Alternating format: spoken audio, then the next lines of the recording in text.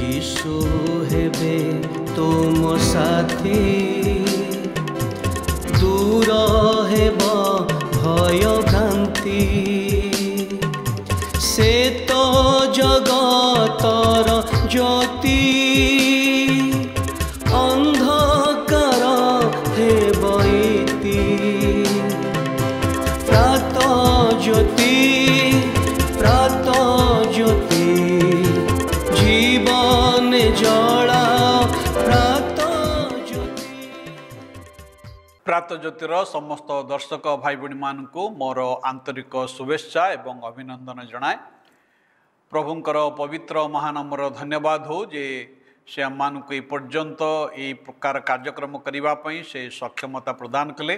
आपण मानक मध्य अशेष अशेष धन्यवाद जनाए जे आपण माने नियमित भाव में आम मानकर ए कार्यक्रम देखुअछंती।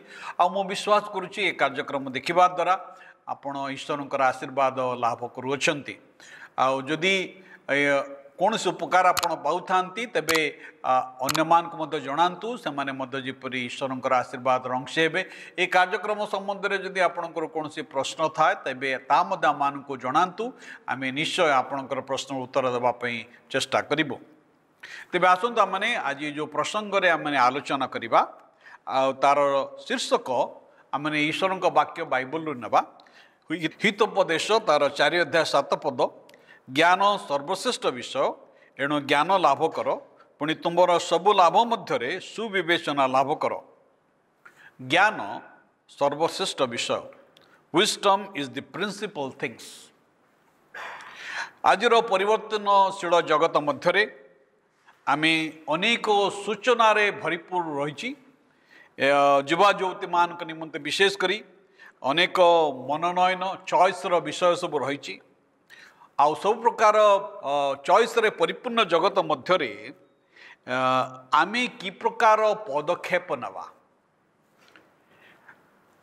कौन आम हृदय को सुरक्षित रखिब वास्तव सफलता मध्य को कौन केउ सब विषय मन को कढ़ई नेब कि प्रकार भाव में आमे यथार्थ सिद्धांत नेबक परिबा। बाइबल रे तार स्पष्ट उत्तर अछि लेखा अछि ज्ञान बा बुद्धि केवल शिक्षा नुहे। अनेक समय ज्ञान कहले आम साधारणतः एक कथा भावी थाउ जे यूनिवर्सिटी डिग्री इंजीनियरिंग डाक्तर किंबा आउ आर्किटेक्ट बा किसी बड़ डिग्री को आम ज्ञान बोली भावी था। हाँ से सबू इनफॉरमेशन रो ज्ञान किंतु प्रकृत ज्ञान कौन या केवल गोटे टैलेंट्स मध्य नुहे मात्र ईश्वरीय ज्ञान बा बुद्धि आम आज से विषय किछि ध्यान करिबा। ए ज्ञान बा बुद्धि कौन प्रभुंको भय रे ज्ञान को प्रयोग करिबा जो दक्षता ताहा होछि ज्ञान। जीवन आमर जीवन को परमेश्वरंकर परिप्रेक्षी रे देखिबा तांकु संतुष्ट करिबा ए विषय को मननन करिबा ही प्रकृत ज्ञान अटे। हितोपदेश तार 9 अध्याय 10 पद लिखा अछि सदाप्रभु विषय को भय ज्ञान आरंभ पुणी धर्म स्वरूप को विषय को ज्ञान सुविवेचना अटे।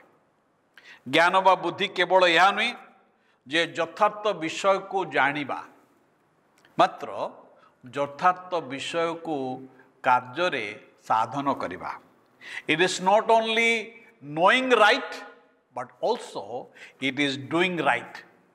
यथार्थ विषय को करिबा से कष्ट हो बा से दुख हो बा जहाँ भी हो वे तो से विषयटी जनमानस रे वे तो आदृत हो न पारे किंतु यथार्थ विषय करिबा।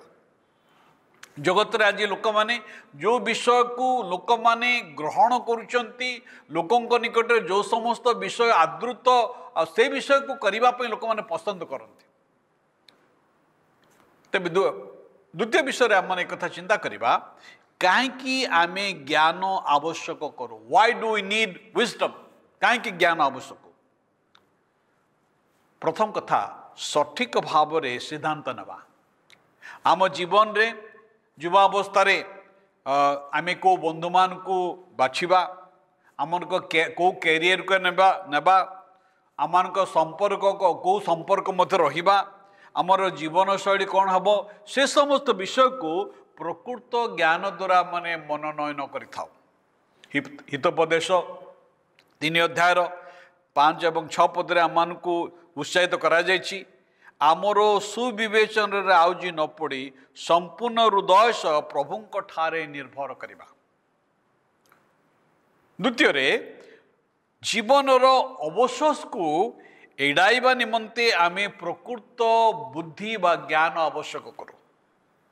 आमर युवावस्था अनेक सिद्धांत आमे सब नहीं थाउ जहाँ ज्ञानयुक्त न थाए भाव प्रवणतार शिकार ही अनेक सिद्धांत आमे नहीं थाउ अनेक मूर्ख सिद्धांत सब नहीं थाउ एवं जा परे आमे जीवन रे आमानकर अवशोष आसथाए रिग्रेट करि थाउ।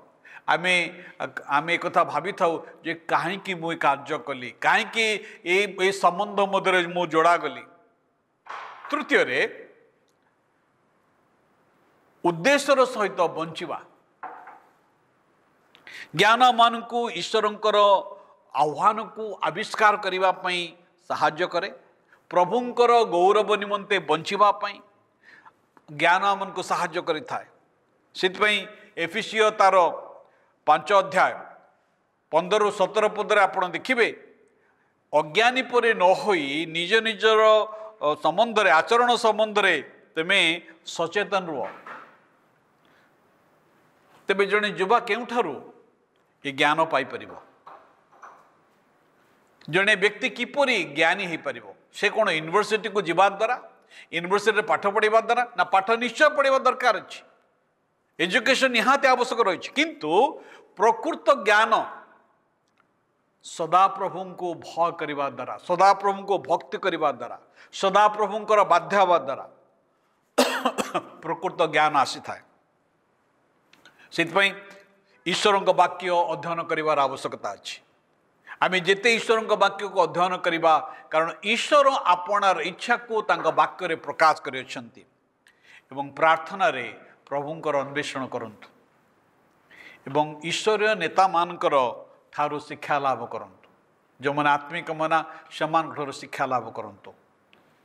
प्रकृत ज्ञान ईश्वर ठार अच्छी तेणु भाई भाई माने ईश्वर आम को साहाय्य करंतु जेपरि ईश्वर वाक्य कहुई जे सदाप्रभु विषयक भय ही ज्ञानर आरंभ जेपरि आम जगत अज्ञानी परि नही ज्ञानी परि बंचिबा प्रभुंकर गौरवान्वित बंचिबा। प्रभु आम समस्त को आशीर्वाद करंतु। आसंतु पदे प्रार्थना करिबा। प्रभु तुमर वाक्यर ज्ञान तुम आमको देइछ से सत्यतार ज्ञान तुम आमको देइछ ता बुझिबा पई जानिबा पई से सत्यतार गमन करिबा पई आम प्रत्येक को तुम साहाय्य कर। एही प्रार्थना यीशु नाम रे उत्सर्ग करूछु आमेन।